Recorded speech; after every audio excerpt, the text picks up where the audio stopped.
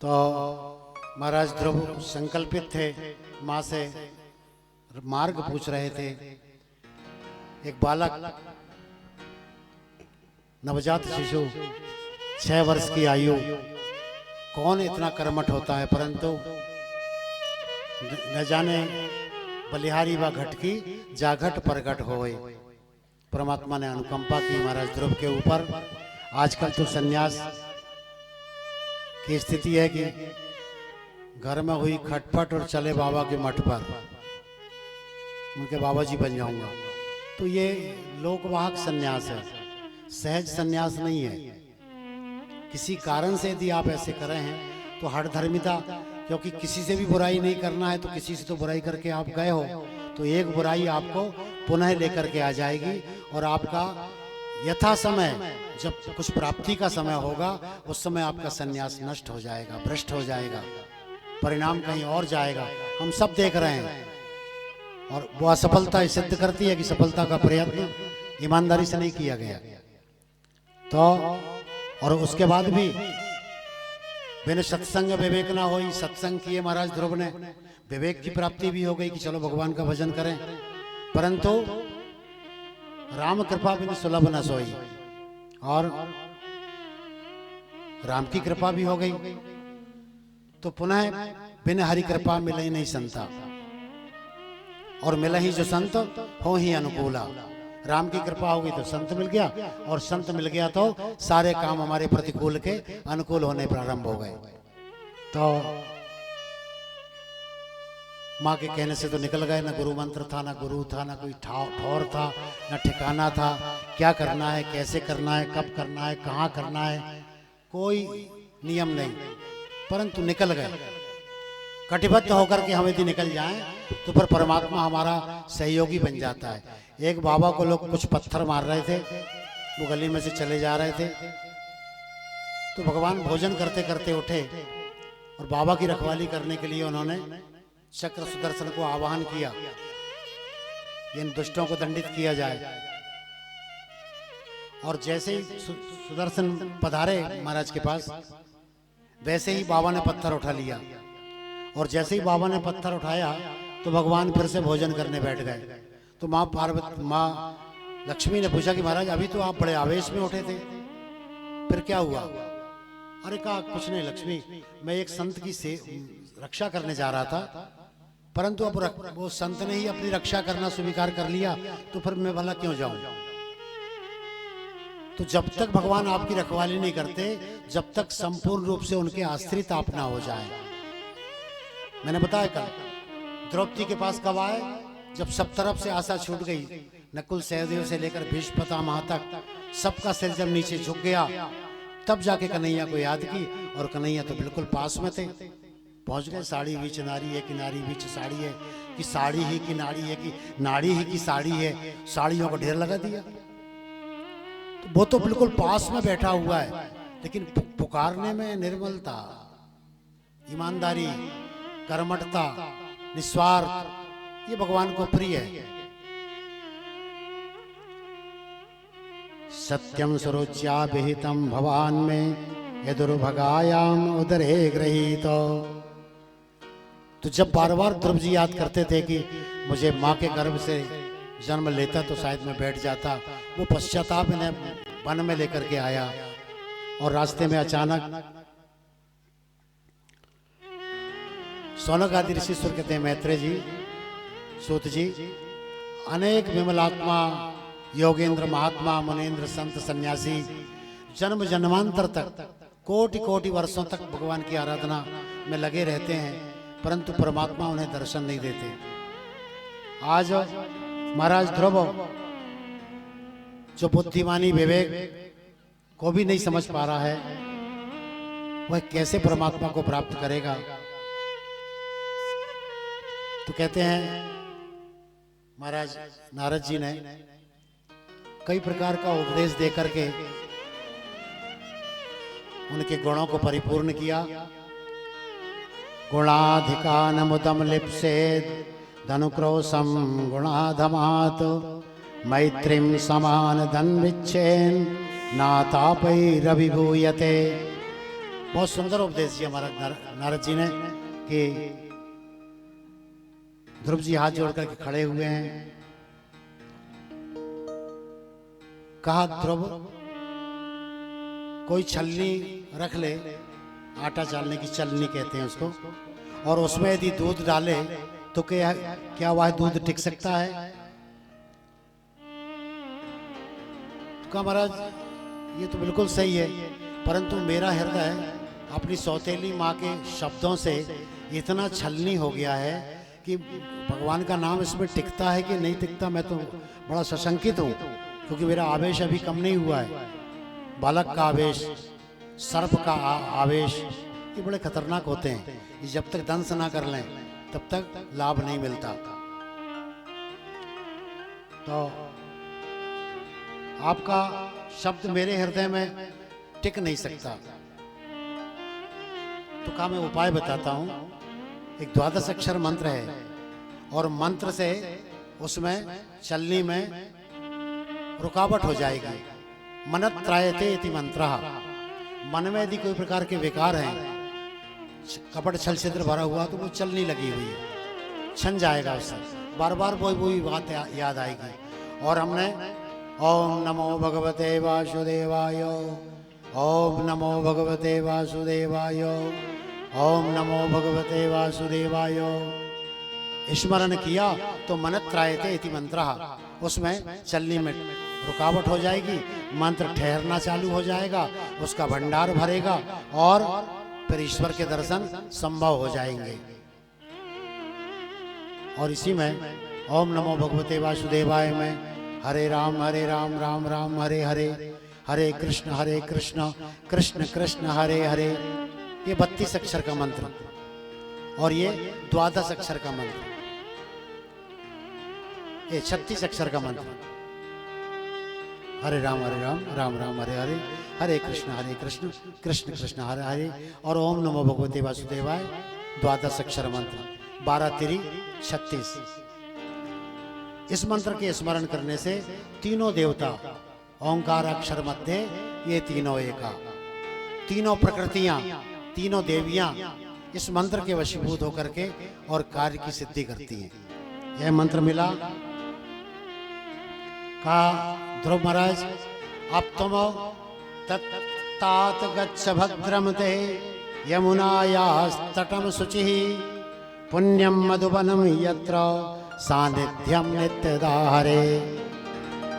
कहा ध्रुव परम पावन मोक्षदायिनी मथुरापुरी में जाकर यमुना के जल में स्नान करें और गुरु आज्ञा स्वीकार करके मंत्र का जाप प्रारंभ कर दें।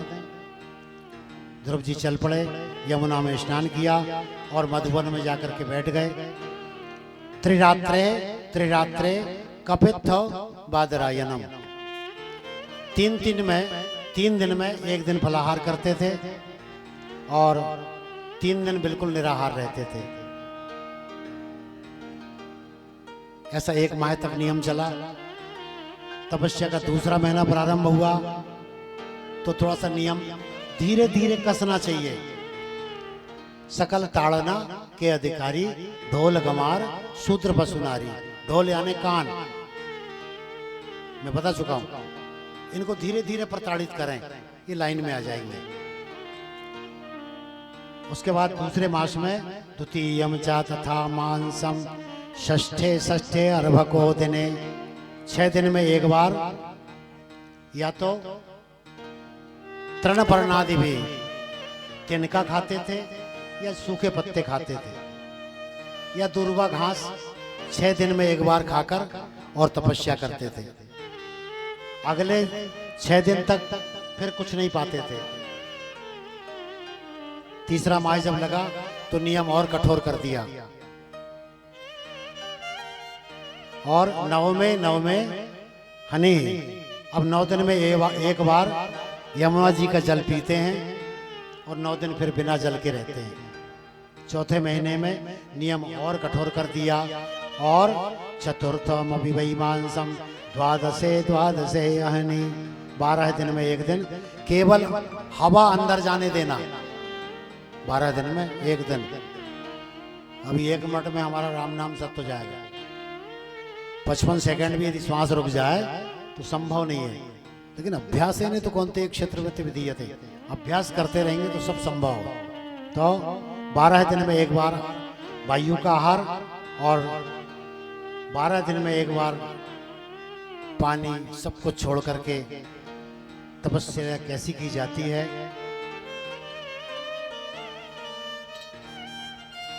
फिर 9 दिन में आहार लेना प्रारंभ किया, 6 दिन खिंच गया, 9 दिन खिंच गया, 12 दिन खिंच गया, ऐसे अभ्यास इनके प्रारंभ हो गए। इस प्रकार धीरे धीरे ध्यायन भगवतो रूपम नाद्राक्षित किंचना अपरम, पैर के ऊपर खड़े हो गए, एक दाहिने पैर के अंगूठे के ऊपर, और श्वास को रोक ली ब्रह्मरंध्र में। ब्रह्मरंध्र मूलाधार, स्वादिष्ठान, अनाहत, मणिपुर, आज्ञा और विशुद्ध, ये 60 चक्र हैं हमारे शरीर में। धीरे धीरे जब ज्ञान प्राप्त होता है, योग की साधना आती है, तो ये सारे चक्र खुलते चले जाते हैं और ये जीव का प्राण ब्रह्मरंध्र से निकलता है और वह ईश्वर में समाहित हो जाता है। तो ब्रह्मरंध्र में प्राणों को रोक करके ध्रुव जी महाराज एकाग्रता से भगवान के चिंतन में लगे हुए हैं।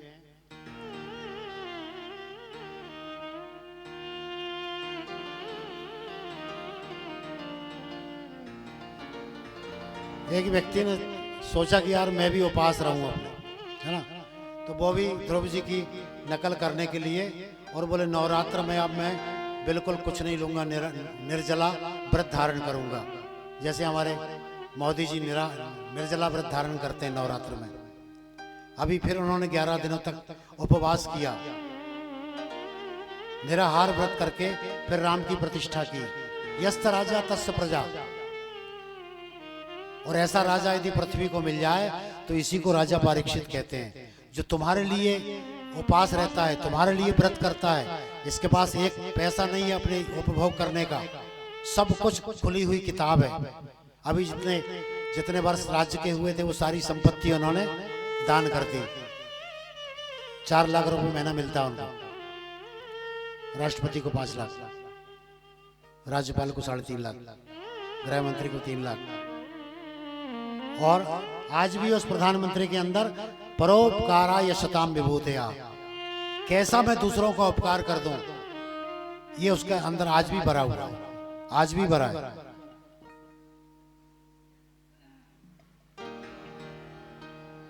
तो कहने का तात्पर्य है कि जो दूसरों के लिए जिए वो सच्ची जिंदगी होती है। तो एक भक्त ने नवरात्र धारण किया और 3 दिन तक निर्जला रहा, तीसरे दिन उनको डॉक्टर के पास ले गए, फिर बाटल चढ़ी और फिर गई भैंस पानी में। तो आप किसी की दिखा से कि यदि कोई काम करेंगे, शरीर मेरा है और मैं बाहर का पाखंड पालूंगा, तो इसमें संयम नहीं रहेगा तो परिणाम क्या होगा? बोलिए राधे राधे। निरर्थक हो जाएगा, क्योंकि बिना जाने में जो काम करोगे तो पश्चाताप करना पड़ेगा। तो ध्रुव जी महाराज जी जब अंगूठे के ऊपर ब्रह्मरंध्र में प्राणों को समाहित किया तो भगवान चतुर्भुज धारण करके सामने प्रकट हुए, परंतु ध्रुव नारायण तो हृदय के अंदर भगवान को देख रहे थे।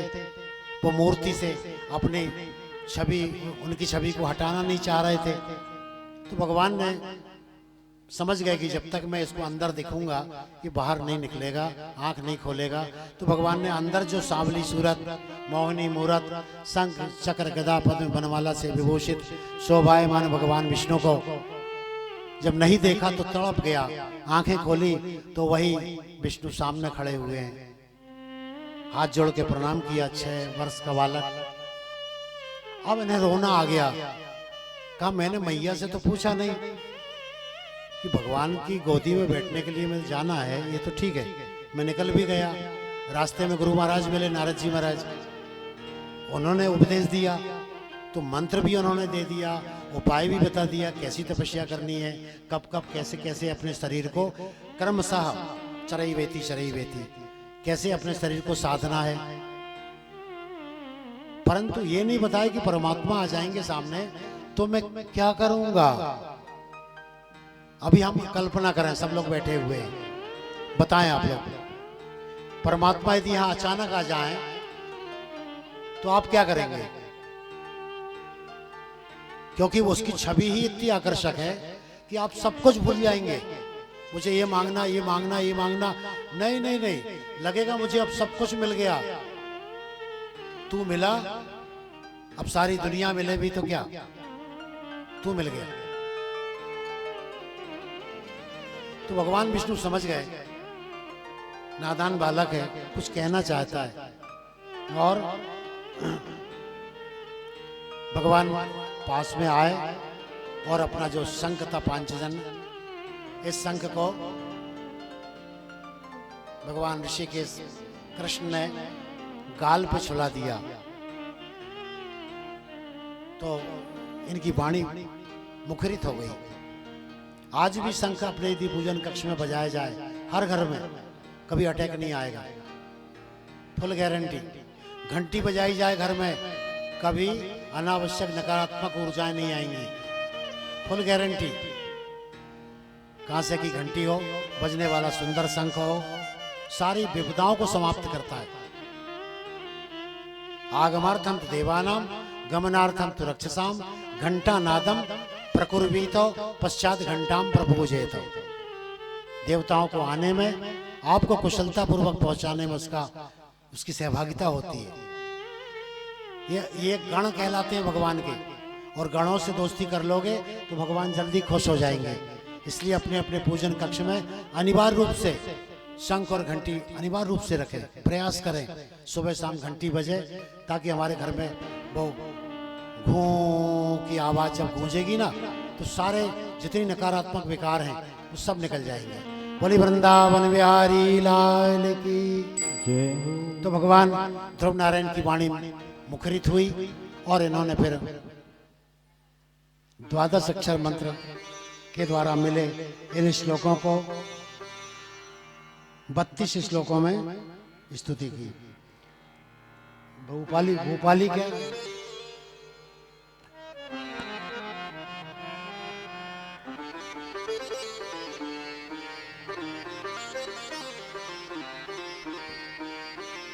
योऽन्त्यः प्रवेश्य मम वाचमिमां प्रशोक्तां सञ्जीवयत्यखिलशक्तिधरा स्वधाम्ना।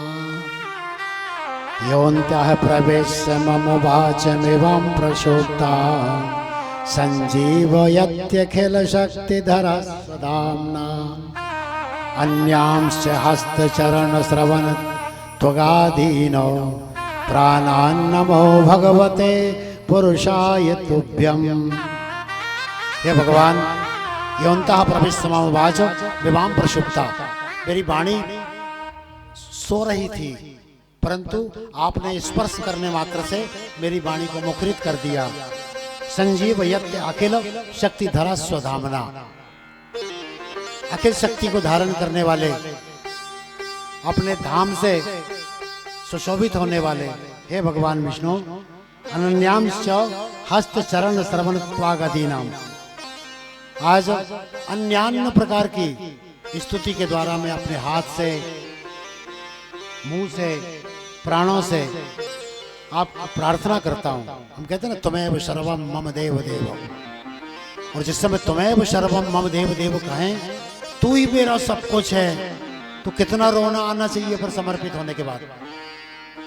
जब तू ही सब कुछ मेरा है तो फिर मैं तो समर्पित हो गया। ऐसे ही कहा भगवान, पुरुषाय तुभ्यम, मैं आपको प्रणाम करता हूं। मैत्रेय मुनि कहते हैं, विदुर जी, जिस पर गोविंद की कृपा दृष्टि पड़ जाती है, उसके ऊपर वह कृपा बरसाना प्रारंभ कर देता है। कहा, ध्रुव मांगो, क्या मांगते हो?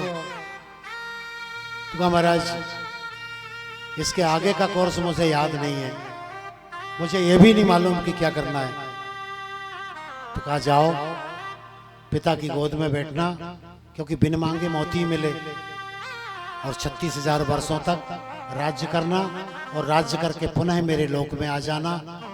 तो आज भी ध्रुव नारायण महाराज राज्य करने के पश्चात उत्तर दिशा में विराजमान है। सब लोग ध्रुव के दर्शन करते हैं। विशेष रूप से शादी के टाइम पे दुल्हा दुल्हन को दिखाया जाता है कि जैसा ध्रुव की पदवी अमर है, वैसे भी आप लोग भी पति पत्नी के रूप में निष्कंटक निर्विघ्न रूप से अपने जीवन का यापन करें और प्रत्यक्ष साक्षी रूप में अग्नि और ध्रुव नारायण को विवाह में बनाया जाता है और फिर निष्कंटक जीवन की आकांक्षा की जाती है।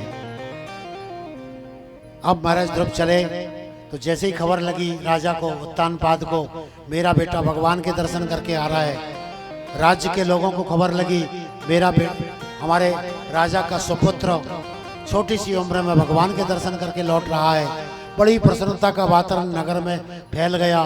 घर घर में जैसे राजलवाड़ी सजी थी ना कलश यात्रा के टाइम, ऐसे ही घर घर में, गली गली में, जगह जगह पर फुलवारियां लगा करके स्वागत द्वार तैयार किए गए और पहले से ही हाथी घोड़े इत्यादि पहुंचा के चतुरंगिनी सेना से स्वागत किया गया। महाराज ध्रुव आ रहे हैं। जिस माँ ने झिड़क करके घर से निकाल दी थी, आज वही माँ आरती लेकर के ध्रुव नारायण की खड़ी हुई है। माँ सुरुचि पीछे खड़ी हुई है और अपने बेटे का पुरुषार्थ देख रही है। कोई भी माता पिता अपने पुत्र से हार जाना चाहते हैं कि हम हार जाएं और हमारा बेटा जीत जाए, हमें और कुछ नहीं चाहिए। आज बेटा जीत गया,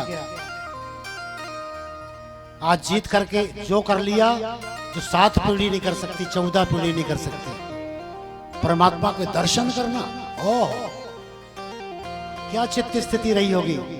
कौन सी चित्त स्थिति बनती है तब भगवान आते हैं। न जाने कौन सी धुन पर